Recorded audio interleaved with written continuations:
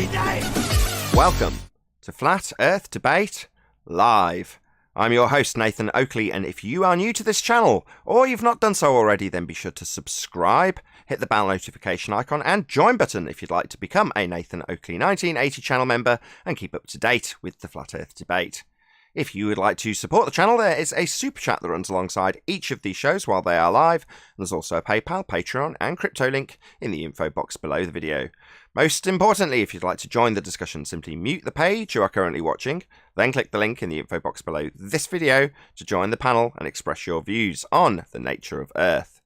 If you do join, please don't swear. If you do, you'll be ejected, and if you are, please don't try to rejoin the stream using stock accounts. You'll be warmly welcomed back on the next stream. Please also share the show on social media.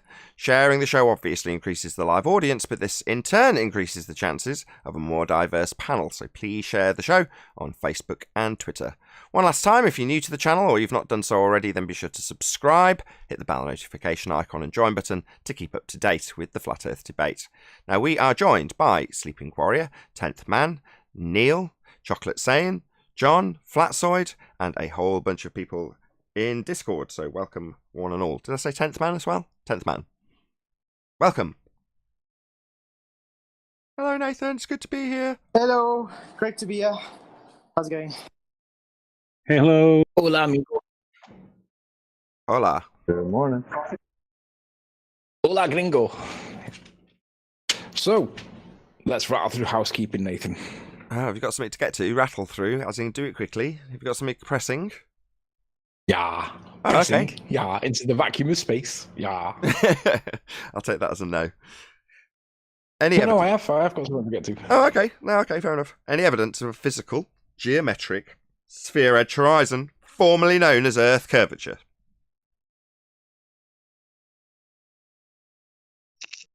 Go on, George. I think the silent.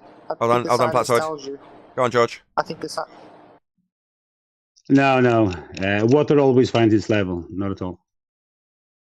Go on, Flatsoid. saying I think the silence speaks for itself. Oh, the silence, yeah.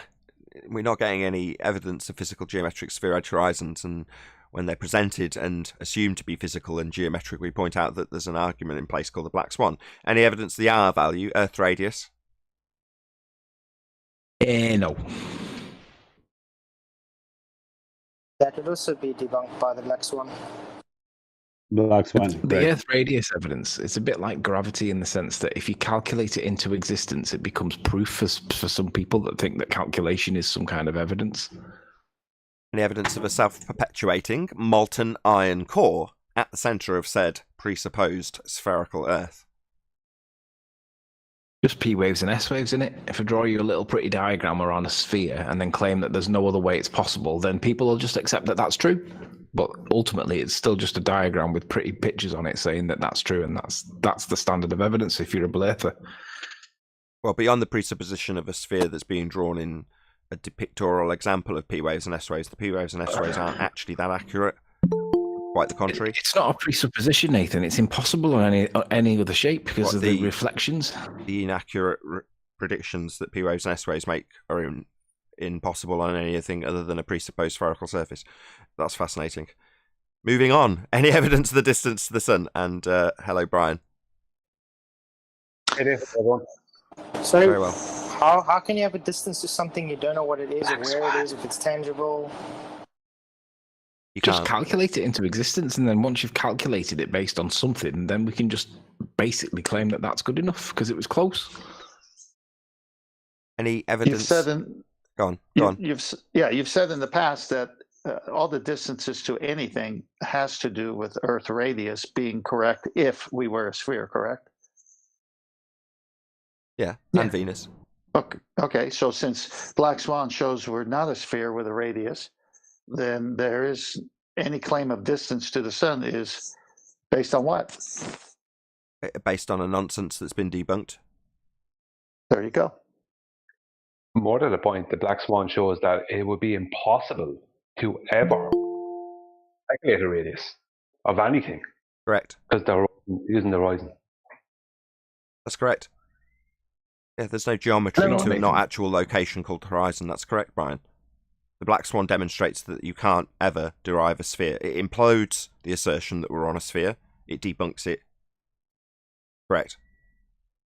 We should go back over that distance to the sun one, Nathan, at some point, because that evidence for the application of Kepler's third law with the Cassini and all the other stuff, it was worth going through that again, because I don't think enough people have seen that and realise how the distance to the sun is just a nonsense argument. More than happy to. We'll cover it after your important issue that we're going to cover at the end of the housekeeping, after we find out if, and there may be some evidence that you can have gas pressure without a container, given that the fundamentalist religious zealots who believe they're on a spinning water ball think that the sky is a vacuum. Well, Flatside showed that that's not a possibility in the past 24 hours. So, Okay, tell me more. Flatside showed gas inside in a jar, and when he opened the top of the jar, the gas left it. Oh dear! How do you know there was definitely gas pressure in the jar in the first place? Because you could see the gas. What gas was it? I'm not sure. What you have to ask Flatside that. I don't know what type of gas it was. Did he bottle a fart? Is that what it was? I'm not sure. You could see it. It was smoky. Maybe it was smoke. I'm not sure, but he showed that it didn't stay. Smoke's not gas. Smoke's not gas. That's particulates. I'm not sure what it was, but he definitely did a demonstration. You can do it with a bottle of pop. If you just shake up a bottle of pop, there's pressure inside it. You open it and it goes psst, and then you know that there's pressure coming out of it. It's as simple as that. Yeah, if you leave that bottle there without the top on it, it'll end up being flat. You won't have any. Why does a bottle of pop go flat without the lid on? Entropy. That's probably the best way to describe it. Yeah. That's literally how I describe it to people that don't know anything about thermodynamics or anything, and they understand that. It's very simple. That's because it's so that makes sense. It's just a description of something that occurs always. When it comes to natural laws, that's all they do. Describe something that occurs always. Anyway. Your jokes are so damn rubbish. Jokes? I think they're on point. I mean, when he you missed it. I said so damn rubbish soda. So damn rubbish. You can't. Terrible. You can't That's use so soda loose. twice. It's a kind of. There's rules for this. Look, the entropy in the punning is getting really bad. At some point, it's not worth it anymore. I know. I agree. Well, Okay. glad you don't pay my bills. Any scientific evidence of gravity? No. We had Travis on for a while, haven't we? Gravitational anomalies in a tunnel in a mountain. They do claim that it's less gas will be pulled down by 9.8 meters per squared second. It's a second squared, is it not? They do claim that. They say gas go down, go boom, boom, like bouncy balls poured into a fish tank. That's correct. Were they able to observe this and have a hypothesis on it and actually experiment on this? No, that's fundamentally not how gas behaves. But however, you can take a solid that's bonded and pour that into a fish tank and assert that that's what gas, which doesn't behave like that because it's unbonded and has elastic collisions. You can assert that that is how it behaves when it does not. So then that would be not scientifically then. Well, they don't even have the phenomena of gas going down, go boom, boom. They have to engineer that with solids because that's not gas behaviour. Gas expands in all directions to fill the availability of volume it has to fill. Shout out to LV23 for the super chat. Really appreciate the support. Hey, by the way, is Skype having issues with other people too? Yeah, yesterday for me it was, yes. Just one more housekeeping question. Any single viable hypothesis from any of the fields of astronomy, cosmology, or astrophysics? Email. Email is not a valid hypothesis. Or a viable hypothesis. Depends on what the email says now, doesn't it? If it's got a phenomena iTunes? and a presumed cause and a null, then yeah. If not, no. Whoever that was in Discord, go ahead. What about iTunes? Sorry, George, go ahead. What about iTunes? No, No, that's saying, iTunes, not a phenomena. No, go ahead, George. Or Crit. Yeah, I looked into this more, and there's actually something interesting. They call it the rare Earth hypothesis. And they explain that Earth is so unique and so out of the fringe of anything else they observe that they completely factor Earth out 100%. It's not even included. Oh, I know even why. You know why? Because everything you see up there, it's all like spherical and all. So, well, the actual Earth is flat, so the Earth is being flat is the only exception in their assumption of what everything is. No, what they're actually doing there is they're absolutely admitting that the globe Earth model has absolutely no relevance to reality whatsoever. That's exactly what they're admitting. Correct, there. Brian. Again, 2 for 2. Exactly. That's Yes, that's what it's saying. It's saying the model of a sphere Earth in a vacuum spinning violates natural law. So we just won't consider that model when we're talking about reality. Well, that's nice. A bit like natural law, eh? Natural law doesn't concern itself with violations of itself that are fantasized into reality by pictures from the TV screen. It just describes things that happen always. That concludes housekeeping, Anthony, if you want to take it Light of the Earth, isn't it? Oh, wait, hold on. Was that, hold on. Question about Skype? Go on, whoever that was it Crit? And then Arwin afterwards? No? Oh, no, No. go ahead. Sorry. No, it was George. I was just kidding. I was trying to citing Rumpus. It doesn't apply to the Earth. Oh, yes, indeed. When he's describing his model of Earth, he would say that the second law doesn't apply. Well, it can't apply because they've got a natural law violation directly in contravention of the second law, so they just don't apply it to the model. That's correct. Not joke, that's absolutely what they'll do. They'll decry that it should apply to Earth in their vernacular, meaning their model.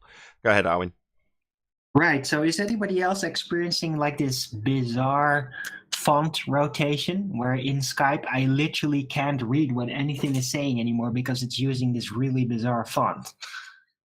No, I have not noticed that it's in Swahili or anything.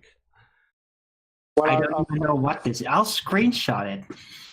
It's really looking weird. Can we save it till after the show? Sleeping Warrior, you there? Because I know you want to present something at this point. Yeah, I'm ready to go, man. Let me change the screen. It's going to get a bit of background now as well. Someone realizes that the mic's hot, but it's fine. All right, so let's get rid of this. All right, so can you see it, Nathan? Have you got it up, yeah? Yeah, you see it, yeah? Yeah. Once I've got it pinned, I will.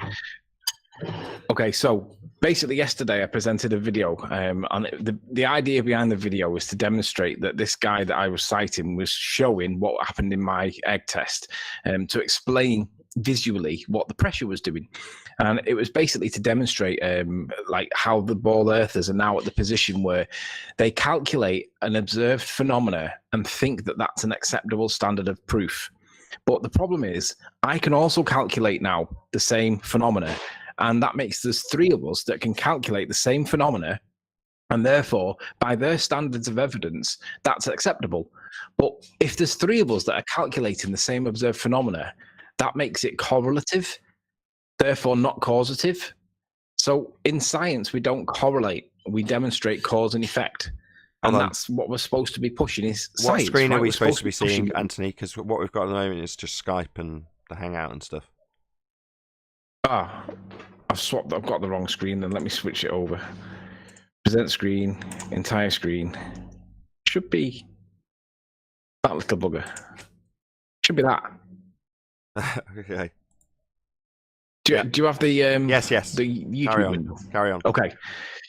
All right, so this video yesterday was to demonstrate that blurthers think that calculation is sufficient standard of evidence to demonstrate that something's true. They can calculate something into existence, and that makes it true. Now, in the back and forth, it was created by this this response from this guy called Defo Bryso, and he's the pinned comment. So you should go and have a read of it because it shows that he will not consider that calculation is not the standard of evidence. He insists that because they can calculate it, that's good enough. But you've got Einstein that calculates the phenomena.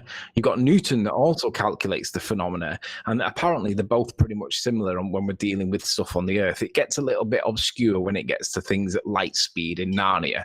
But nonetheless, he thinks that that's an acceptable standard because they both calculate the same thing. Well, guess what? I also calculate the same thing. So that makes three of us that are calculating the observed phenomena. But the thing is, I can demonstrate it. We know what caused the egg to move. It was me adding a little bit of salt. So we know that if we manipulate the presumed cause within scientific method, that demonstrates the proof that something did get caused by something else. And I can demonstrate that. So now we're in the quandary where they can calculate it, so can I. I can demonstrate it, but they can't. What standard of evidence are we accepting? And I can tell you one thing, they're never going to accept that a flat earther has demonstrated something that's basically more credible than science, than Newton or Einstein. I'm just going to be totally dismissed, but guess which one complies with scientific method compared to the others? Me! I'm done. Cool. Thank you.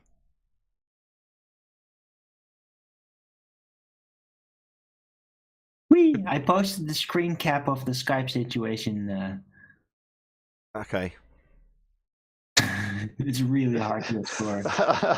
You have to get it in before the end of the show.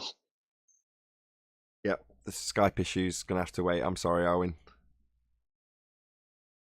It's in Skype? The Skype issue's in Skype, is it? Oh, thank you for that. Let's focus on this for 20 minutes. Well, listen, that's a logical inference. The Skype issue has to be in Skype. Yeah, but the proof of it is now in Skype. I managed to make a screenshot and dump it in there, so you can see what it looks like. In Skype of your evidence, I don't That see does it. look. That looks like Kryptonian or something. What the hell is that about? How dare you, Chocolate? I You don't know. just interrupted a pun. Oh, and I know that it's in Skype, but if I think of it as that it was in Messenger instead, does that mean that it was then in Messenger because I can think of it that way? No. Oh, that makes gravity not a force then, right? Oh, segue, thank God. Well, I have something to say on Anthony's. What's gravity? Yeah, now we've got three people trying to segue, and it seems like Brian's got something to actually add. Go ahead, Brian. Yeah, thanks, Nathan. Concerning this whole issue that the ballers have, I'll go back to the question I was saying that I would have wanted to ask Rumpus yesterday, and that is to prove mass exists. Because in their vernacular, my mass and my weight are equal on the Earth. But when I'm brought to the moon in their heliocentric vernacular, then my mass stays the same, but my weight changes. Now, their whole description of mass and weight being different is only coming from a gravity claim. That's where it's coming from. So for them to prove that mass exists, they've got to prove gravity is what they're saying it is and does what it says it does. And the heliocentric model is what they say it is. And the moon is 238,000 miles away and only 1/6 of the gravity of the globe Earth, blah, blah, blah. Every time we speak about mass or allow them to speak about mass, then we are instantly begging the question for gravity and the heliocentric model. They have to prove that weight and gravity are different. Because if I go to a gym and I pick up 2 dumbbells and each dumbbell is 5 kg, am I picking up 10 kg of mass or am I picking up 10 kg of weight? This is where you got to point out that the hijacking of the word weight by science is that by pseudoscience. That's what's happened. They've took the general use of the word weight, and they said it's mass times gravity. Because Rumpus, I can imagine him coming in now saying, "You're a moron. Weight, gravity causes weight." And that's what he'd say. Well, weight is the colloquial that we all use to describe things that are more heavy, right? Well, that's what they've done. They've took the concept of mass, multiplied it by another concept, gravity, and then the results equal the observation, they tell us. And then that's basically by inference or by casual correlation. That's what gravity is. It's 2 conceptual things multiplied together to give you the same the matching of the observed phenomena. Anthony, can you do me a small favour? Go on, Nathan, sorry. Sorry, just quickly. Can you just turn your mic level down? I don't know if it's always in +10 or something crazy, but can you turn it down? Because I can hear my compressor kicking in because your line's way too loud. Thank you. Anthony, on me? Yeah, go on. Yeah. So I already made a video about this months ago, and I detailed how volume can be described and defined as mass. Density is defined as mass. Matter is defined as mass, and we all know that mole is mass, or mass is mole, a calculated amount of matter. Then we have a mass of people. Then you have the mass that the Catholic Church have every week. So we have many different masses, right? But what they're actually doing is when you look for definitions of weight, what you'll get is 2 times out of 3, you'll get gravitational acceleration. 1 time out of 3, you will get mass times acceleration. Okay? But what they're actually doing is they're taking weight and what actually causes weight, which is density, matter, volume. That is what causes weight. So what they're doing is they're taking those things and they're separating them from the word weight by terming them all as mass, and then allowing weight to be defined as gravitational acceleration or mass times acceleration. But it doesn't matter, because without the gravitational acceleration of the mass or on its own, according to their vernacular, there is no weight. So what they're doing is they're separating the two. Weight is caused by density of matter within the volume. That's what causes weight. The amount of density of matter within a volume. That's what causes the weight of an object or substance. So if you want to talk about a calculated weight, that's how you calculate it. Mass is a made-up term that begs the question for gravitational acceleration and allows them, every time we use it and they use it, it allows a division between what actually causes weight and what they claim to cause weight, which is gravitational acceleration. Then what they do is they push it another step further, and then no matter which, if you go with the 9.8 meters per second or 9.8 meters per second squared, no matter which way you argue that, they'll argue the alternative, right? So they'll say, is that an acceleration or a velocity, right?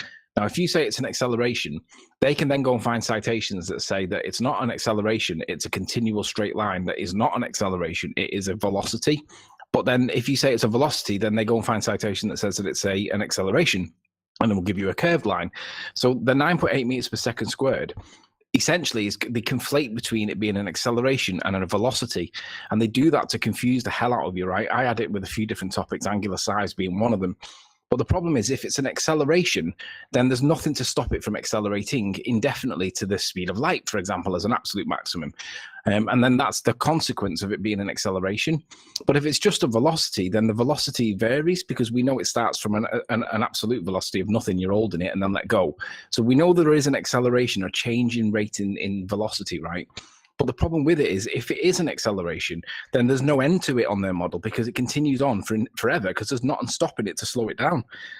But that implies that the object will free fall up to the speed of light. And that's an absurd position and we don't know what the answer is, but that's the consequence of it being an acceleration. And they can't have that. So they've got to conflate that argument. So they'll conflate between acceleration and velocity. And no matter which one you choose, they'll argue with citation that you're wrong. So overall, the overall effect is that the point gets totally discombobulated and you don't know what's true anymore. But the reality is, we don't know what happens beyond a certain height, because we don't have a vacuum chamber that's the height of the clouds. But it's an epistemological position to argue or to discuss, because we don't know whether there's an absolute velocity that things can't fall faster than. But I tell you something, if there is an absolute velocity that things can't fall any faster than, why would that exist? Because it indicates that it's a rule of nature, a law of nature set by design by somebody or something that's put a limit to it. Because otherwise it continues to free fall at the rate of the maximum velocity of the speed of light, for example. And obviously that's obscene, but that's the quandary that they put you in, and they make it on you, not them. It's crazy.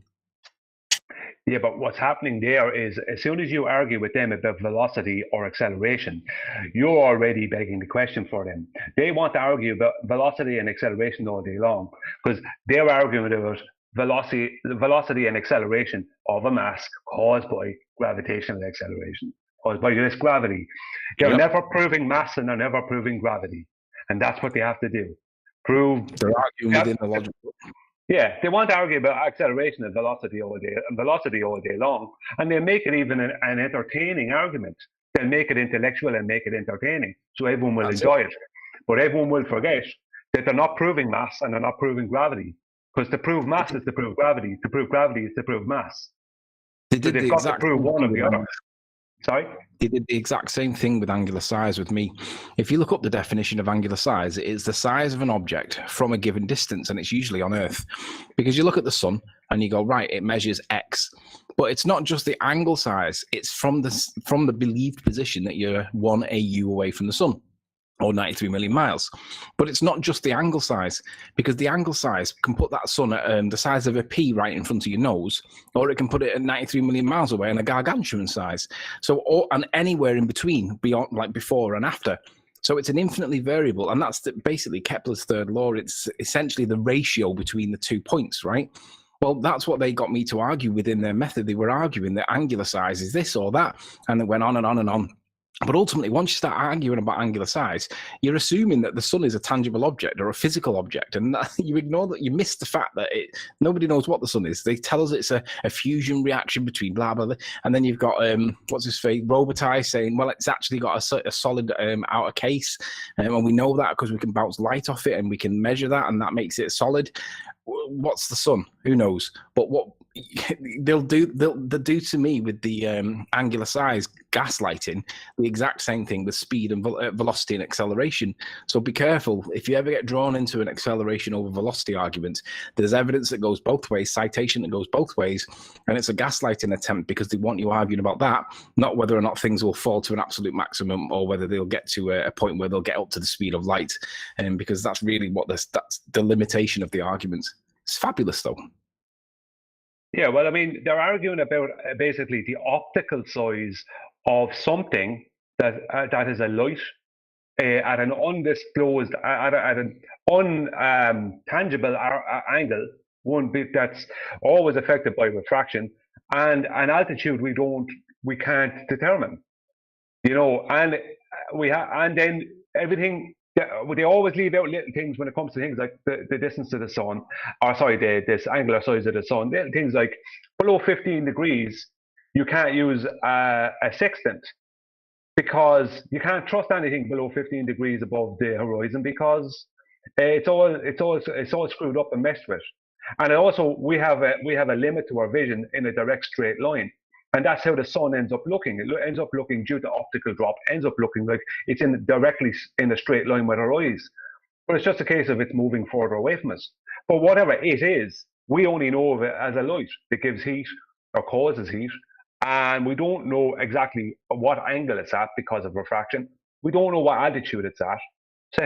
So as soon as we start arguing about its angular size, then we're already talking about how it's some kind of physical object at a certain distance or whatever, that kind of way. And that's what they want you to do. Exactly. Instead of just... That's exactly, Brian. Well, you spot on again, exactly. And when you say, well, it's moving away into the distance, only a minor criticism, but it appears to, right? Because otherwise we are in danger of doing the same thing when we describe it in those terms. Now, minor criticism, because other than that, exactly, they want you to reify it into physicality. Same goes for the horizon. My only other criticism is, Anthony, could you just back off your mic another couple of inches as well? Because you're popping it and stuff with you. You're just a bit too close to it. You've turned it to the right level now, but you're still a bit close. So it's still a bit too loud, but you pop in the mic when you're talking to it. It's because you've got a good mic. Anyway, yes, Brian. Yes, Anthony. Spot on. And it is glorious. Well, the danger that we fall into is doing the exact same thing as what they do with pseudoscience, because we have proponents on our side that pontificate around the idea that there's a downwards acceleration bias, and they claim that it's because everything falls down, but then infer that there's some kind of other force doing it, just the same way that gravity is some other kind of force doing it. And ultimately, unless you can demonstrate it by manipulating it to demonstrate the cause of the acceleration, then you are doing the exact same thing that they're doing. But the problem is, when you're on our side, dare you challenge anybody that's pushing this downwards bias thing that isn't actually there, that can be explained by demonstrating that aerogel, that light blue stuff, is 6 times more dense than the medium of air, and that's where the perception comes from. So it's not actually a bias, is it? It's just your ignorance because you don't accept that all solids are more dense than the medium. Woe betide anybody that questions anybody on our side for preaching the same pseudoscience, because we get walls put up around us, people stop talking to us, and people say that we're shills or whatever. But the reality is the same rules apply against us. if you're going to assert that there might be a bias in some way, and you ignore the fact that all masses are more dense than the medium because aerogel tells you that as a matter of fact, then you're unfortunately doing the exact same thing. So don't do it. Well, the way you address that is by highlighting what your dependent variable was in your test. Well, your dependent variable isn't objects go down, go boom, boom. It's that objects appear to displace in various directions. It's not, some things, to put that into more simplistic language, some things go up, some things suspend, some things go down, right? That's the phenomena that you're studying, not objects go down. Some things go sideways. Yeah, some things displace sideways, precisely. Smoke goes sideways. Exactly. So in other words, there's displacement in varying vectors. Well, that's not objects go down. So they engineer in a false DV and then assert it with things that do go down. It's like, well, that does, but what about the medium that it's moving through? That's got stuff that's going up. In complete contradiction of the claimed phenomena that they start claiming causes of with maths. Well, no, you don't have it in the first instance. And the dependent variable in your test exemplifies that, because it's not objects go down, go boom, boom. The other thing to point out is that with that egg that went up in the world, in the vernacular, if it goes up, then that would mean that the force that they insist is pulling down on mass, because mass is meant to attract mass, for some reason it had a day off and it pulled on the medium instead, which caused an upward thrust that they call buoyancy. And I've tried to get them to explain what made gravity decide whether to pull on the medium, the egg, or have a day off and pull on the density of the gradient instead. And I've never got an answer that's suitable. They just completely ignore it. Because you can't. But the egg went up. Well, exactly, because the egg went up, it stands in violation of their claimed phenomenon. In other words, things don't just go down. It's not a bias. Your phenomena demonstrates that. And upon variation of the cause, of the effect, validated through experimentation, you can establish the cause of why it's going, what was that you said, up? So you're not even validating things going down and the cause of it when you're looking at why an egg display is getting displaced. Well, that's got nothing to do with the assertion that things go down. In fact, it's absolutely flying in the face of it. So when you say, well, they don't give a justification for why it has a day off, it's like things that are always, or a bias, occurring in all things, or as they sometimes assert, well, the gravity is natural law. Like, no, well, then it would be occurring always. You'd require a description of it.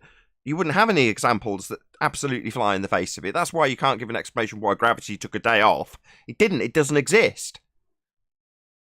So just to re-emphasize the point, aerogel is 6 times more dense than air. Some people say it's 15 times more dense than air. I guess there's variations in how they make it. Point is, it's more dense. That negates the perceived bias, because there isn't a perceived bias. It's just an ignorant position that you don't realize that everything else is more dense than the medium. And alternatively, yeah, my egg that I dropped didn't go down, did it? It floated. And then when I did something else, it went the opposite way. So Nathan's quite right to point out that the bias perception is not there, because not all things go down. Because even Newton's third law states that for every action there is an equal and opposite reaction. So for everything that goes down, according to Newton's third law, there's something else going back up the other way. So that tells you that the Mother Nature is a balancing act of some kind. It's all relative to each other. I don't want to use the word relative because I know some people will instantly ascribe Einsteinian theory of general relativity to me by doing it. But the point I'm making is that if there's an equal and opposite reaction and something's gone down, then the other thing that's gone back up again means that not everything goes down. So that's 50% of the perceived phenomena disappeared anyway. Well, I have to say something now. Something that you said there a few minutes ago, Anthony. You said mass is supposed to be attracting mass. No, it's not. Not since 1915. Mass is not attracting mass since 1950. And I know you're only going by their vernacular, but this is more the same thing again. They have a speaking about something that's not even current. Even NASA have caught on. Even NASA have changed their vernacular. I like that word today, vernacular. Even NASA have changed their vernacular on what causes the tides. Now NASA have, because it was read out last night on Brandon's show, that the boy Travis, not Travis Eaterband, the other Travis, I can't remember his YouTube name now, but the other Travis, and you all know him, and that they are talking about how the ocean currents, or the oceans, because there's hot water, they conduct electricity. Now, I already made a video about this, and what NASA do is they bring it to a certain point, and then they leave it all out in the air as if it's all a big mystery. And you can and Travis Eaterband made a good point when it was read out. He said you end up just going what and walking away from it, right? Even NASA have accepted that the moon is not controlling our tides. You know, these people we're dealing with, what we're dealing with mostly is people who spend their whole lives copying and pasting answers, right? Whether it be verbal or written, they're copying and pasting answers. And they want to keep talking about mass attracting mass. It's over for that stuff.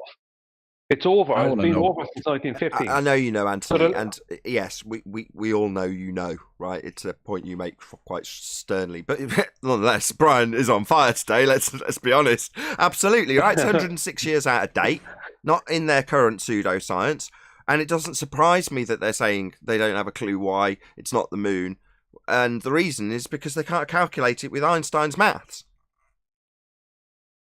Exactly. I didn't say that I knew. I said I want to know if, and this is a genuine question, if the sun is supposed to be 400 times bigger than the moon but 400 times further away, does it have the same, on their model, does it have the same gravitational pull? Because if it does, because it's like that infinitely variable scale, then wouldn't that therefore equally affect the tides? And therefore the moon and the sun together might be influencing the tides, but not the moon on its own? No, like I've just said, this is something that we've laid down as a challenge because it's not calculable with Einstein's field equations, right? You can only do it for one mass. As soon as you introduce, well, how does the other mass? Well, no. It doesn't work like that. Hence, we've said, well, okay, give us the field equations and how they work for these two masses, Moon and Earth. And you can't. That's the bottom line. There's something about Einstein's theory of general relativity as well. The description that he uses for gravity being in effect. He uses the word mass and he uses the word effect. Now, Anthony, I suspect you'll probably argue with me about this, and I'm happy to make a good show. But something I want to point out about that, and I have pointed it out before to you, Anthony, and maybe some of the other people here on the panel, he never defined what he meant by those two words. He just threw those two words in there. He didn't state mass, what he meant by mass, and effect. He never defined this effect. So what is the effect he was defining? I mean, what is it he was speaking about? He never said. He just added gravity in because everyone believed in it. But by not defining it, you're able to then infer or invoke orbits, because that's the effect. He needed orbits, and that's where Einstein got orbits from. And if you can get orbits, then you've got a heliocentric model, and that's how they did it. Are you talking about moving along a geodesic? Yeah, the geodesic path remains straight in Einsteinian relativity, right? However, you can think that it's a curve, or you can think it's a force of attraction because it warps the curvature of space-time. It curves space-time. But that doesn't make it true. Just because it might seem to match the observation, he still says that the geodesic path remains straight. Well, that to me is like an embedded confession. Okay, what warps space-time in his vernacular? The uneven distribution of mass. So in the case of the planets, the moving planets in his model is the orbit, but he admits that it travels straight, not curved. We perceive a curve that we would perceive because of perspective, but he calls that the warping of space-time, and he calculates it. So if he calculates it into existence, it becomes a thing, because that's what they do. If they need something, they'll just calculate it into existence. But we would call that perspective, and essentially that's what he's done. So, yeah, but if in his field equations he doesn't account for any more than one mass, so how does he account for orbits? Because he claims that the geodesic path remains straight, that we perceive a curve. So if you've got a straight line in the sky, but we're perceiving that it's curving, then you've got orbits. If you haven't got orbits because they're not actually curving, it's perspective, then you've just got things going across your field of vision in a straight line the way we perceive them. So then you haven't got orbits, you've just got things moving above your head, and it doesn't imply heliocentrism. Yeah, well, if you take the basics of what he's claiming concerning the effect, right, that is gravity, what he claims gravity is an effect, then this is something I asked before, and I couldn't get any correct answers on it. the moon, in his belief, warps space-time. The Earth warps space-time. The sun warps space-time, etc. Right? But an effect is an effect. You don't have different strengths of an effect. You know, the gravity, the claim of the moon in the heliocentric model being 1/6 of Earth's gravity, that's out the window, because gravity as an effect is just an effect. And I mean, there's no defining of whether that effect is more or less in accordance with the size of, I have to use the word, mass. So of course it is. gravity It's on the moon, defined in the field equations to be more, the greater the mass, the greater the curvature. You idiot. greater the mass, the greater the curvature of what? Space-time. Yes, what about, I'm speaking about the word effect, Rumpus. So don't call me an idiot, because you're the one who came in here with the wrong argument. The bending of space-time is an effect. The effect, cause is gravity an effect or a force, according to Einstein? So you have cause and effect, and the bending of space-time is dependent on the mass. The amount of bending is dependent on the mass. So the effect is the bending of the space-time. The cause is the amount of mass. Stop. But Stop. hang on. Hey, speaking to me. Hang on 1 second, Anthony.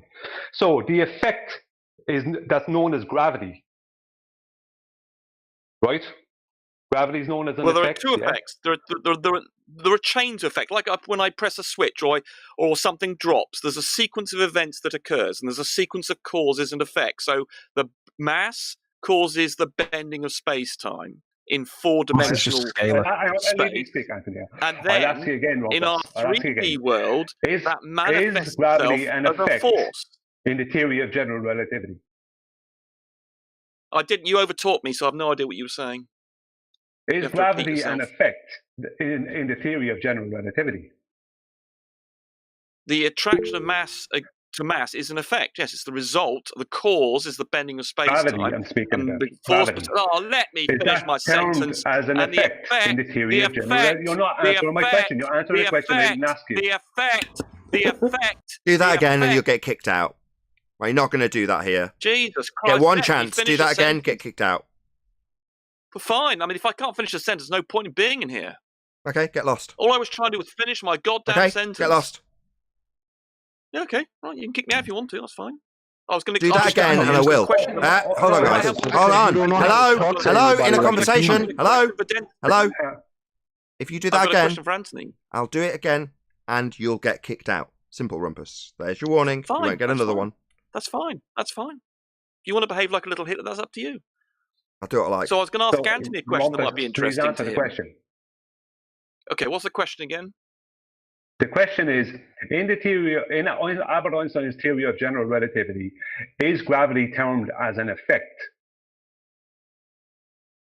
Well, he calls gravity the bending of space-time. So that's an effect of mass. So mass bending space-time, he says, is gravity, that bending of space-time, and that's caused by mass. And then that in its turn causes an effect in our 3D world of a force between masses. No, hang on. So there are a series of causes and effects. Wait. You're adding things to Albert Einstein that he never said. You're starting to add in the word force. Now, have you read any of his work? Can you let him finish, Rumpus? He started talking and you've decided you're going to interrupt him. Well, how about all right, Rumpus. Me, then? Stop. Hey, Brian. Thank you, Nathan. Rumpus, this is the point. Albert Einstein never defined what he meant by the effect of gravity. He never defined any of that. You're adding things to it. He did. That he never said. He never spoke about a force of gravity. The bending of space-time as the result of mass. Okay. He made that explicit bear with in me a second, equations. Rumpus. Sorry, Rumpus. Bear with me.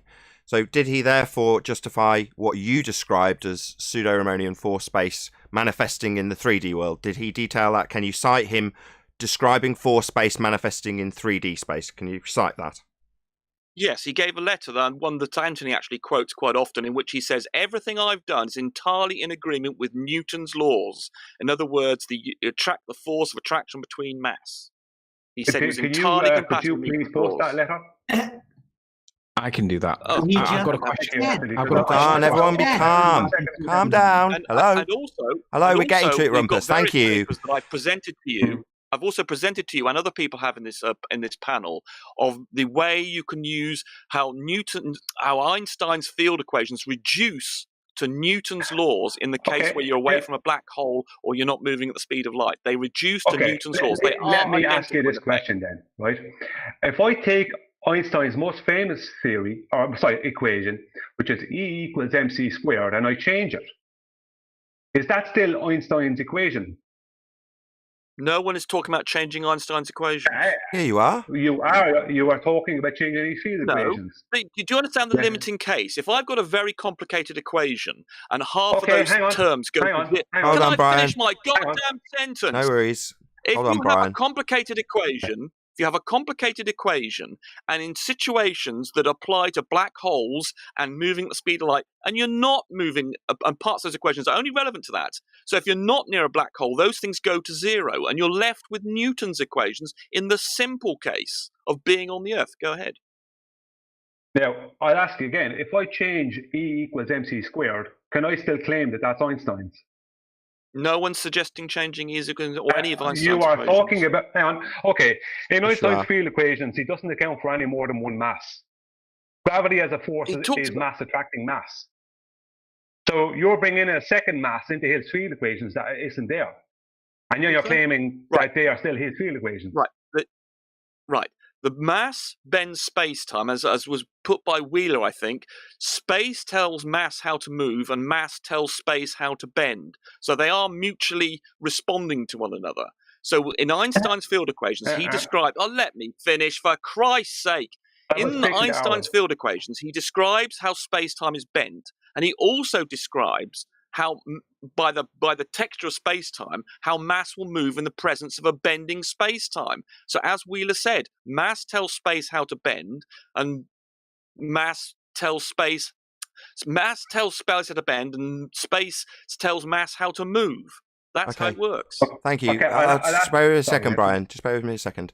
So in Einstein's field equations, then, does it describe how one body of mass is calculable as attracting another body of mass in the equations? Well, it doesn't attract it. In Einstein, it doesn't talk about attraction. He just bends space-time, and then Is that a no? Just need a no.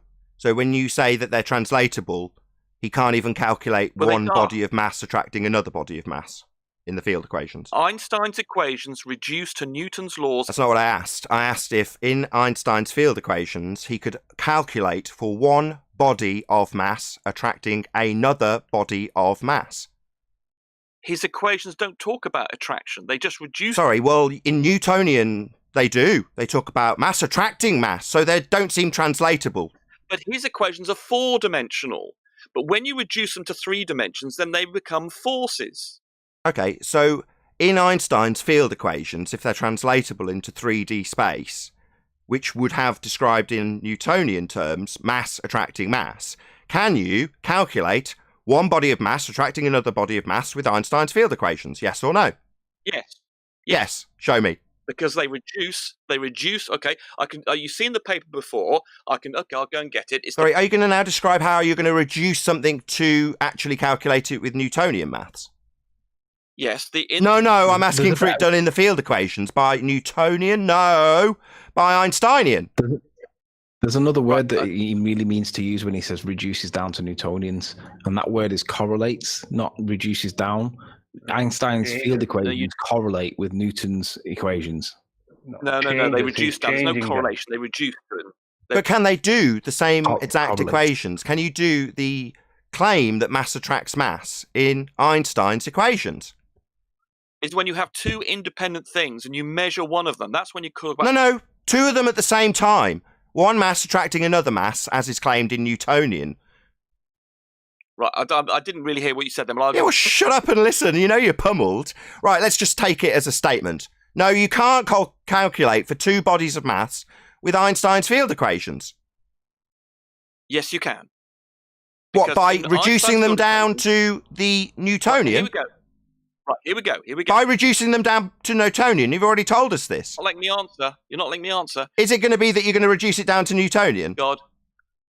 I'll say it again. In Einstein's field equations, you can have as many masses as you like, and that tells you how space is bent. And then when you go into the 3D world... No, that's not Einsteinian. Einsteinian's 4D. What do you mean when you go into the 3D? I'm asking, in the 4D equations used by Einstein, can you calculate one body of mass attracting another body of mass? The fundamental premise of the Newtonian maths in 3D space. Can you do that in the 4D maths? In Einstein's 4D world, things do not attract one another. No. So you don't have mass attracting mass in Einsteinian then? So they're fundamentally different then? Correct. In the... Enjoy the aftertaste. That's right, they're fundamentally different. So when he claims they're translatable, he also claims that they're fundamentally different and then attempts to talk through me pointing that out when he's just confirmed it. Don't know why you're talking through me. For the love of God, can you shut up? I will protest in some dramatic way like you do when I point out that that's correct, Rumpus. Yes, that's right. No, you can't calculate mass attracting another mass in Einstein's. Well, that's the premise of the Newtonian maths. No one has claimed in 4D space there's a mass attracts mass. Well, that's the fundamental premise of the Newtonian, and you're claiming they're translatable into each other. So you're saying that one fundamentally can't do the one that the other does? Well, that means they're not translatable, you idiot. They are. When you go... Well, then why can't you do a mass attracting mass equation with Einstein's field equations then? Because that is four-dimensional where there is no attraction. Oh, I see. So in 4D, you don't have mass attracting mass like you do in 3D, but yet they're the same. No, they're fundamentally different then. Correct. Yeah, I know I'm correct. So these two aren't translatable into one another. Yeah. Very useful you being here to tell us that 4D and 3D are different geometries. Yeah, we already know.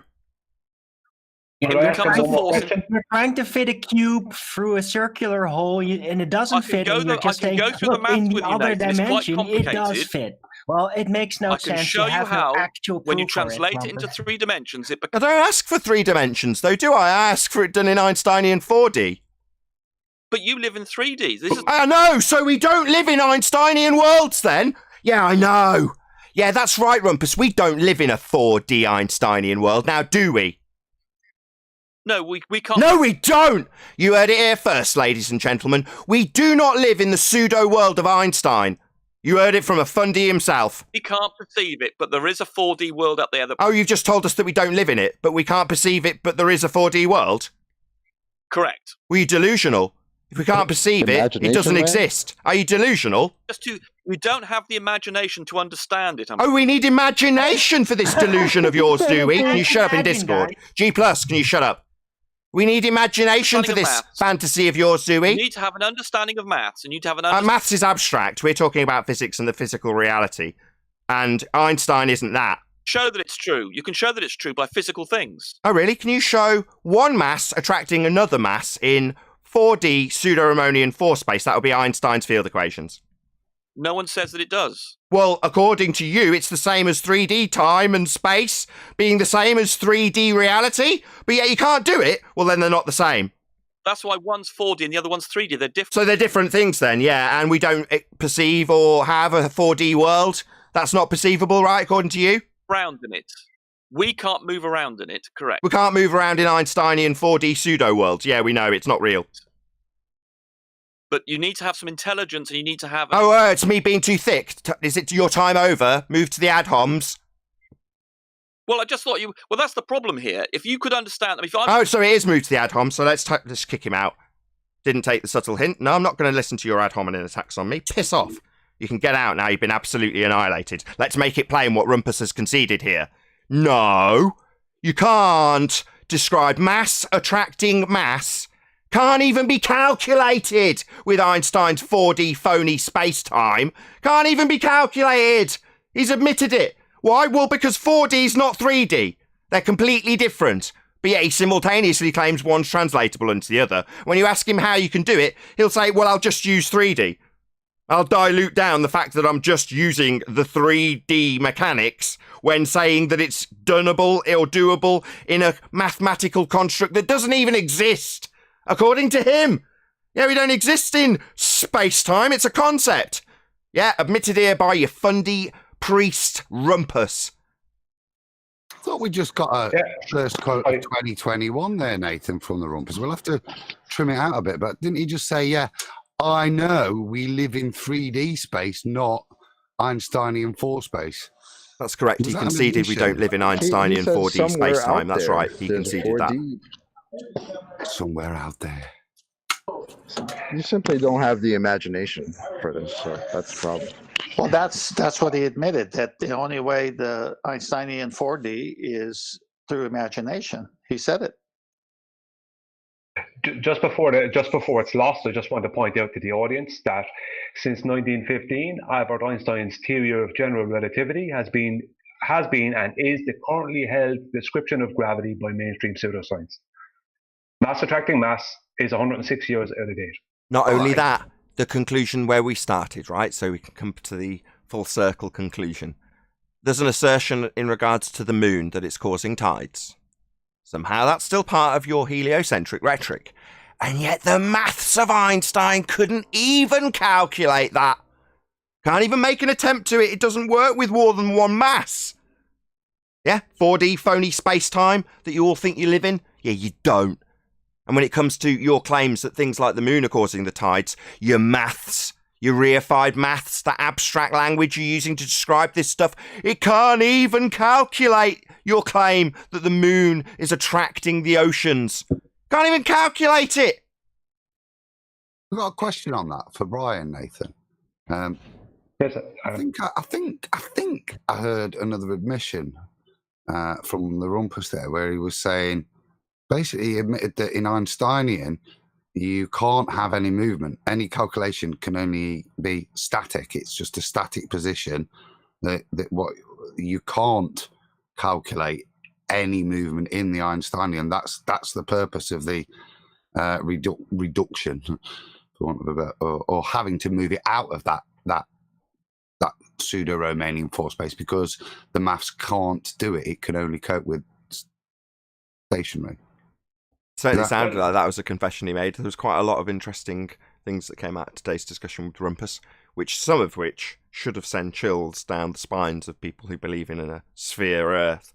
You know, things like you haven't got the imagination for it. Oh my God, if I was a glober, that would definitely send chills down my spine. Quick shout out to Julio Pabon, who says 3D into 4D definitely not doneable. I think that was one of my verbal slip-ups that he's referring to. Thank you very much for the super chat there, Julio Pabon. Really appreciate the support.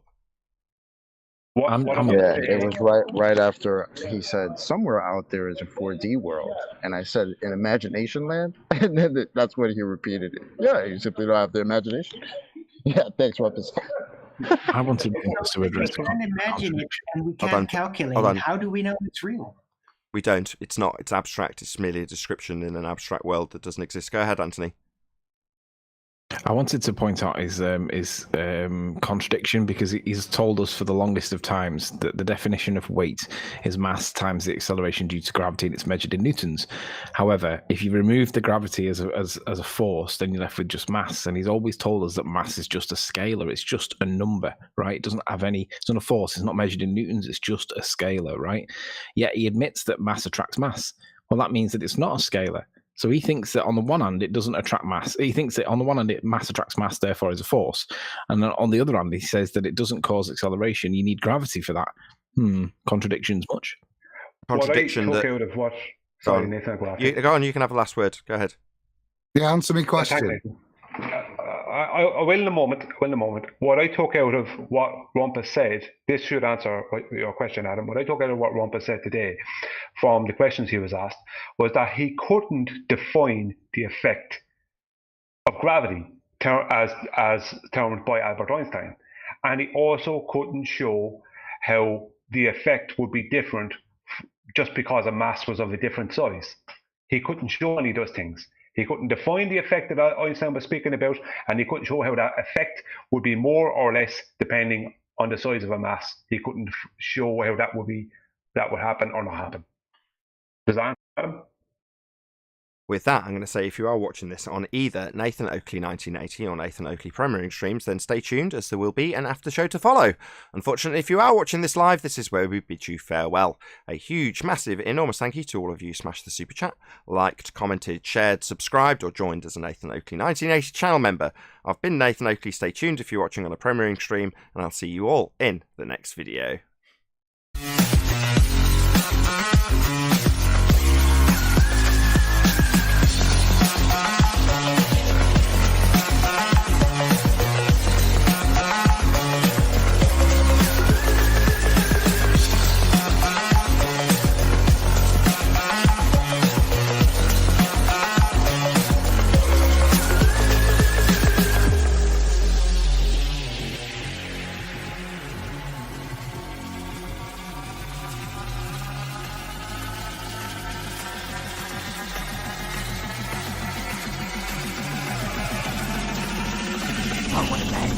What a lovely day!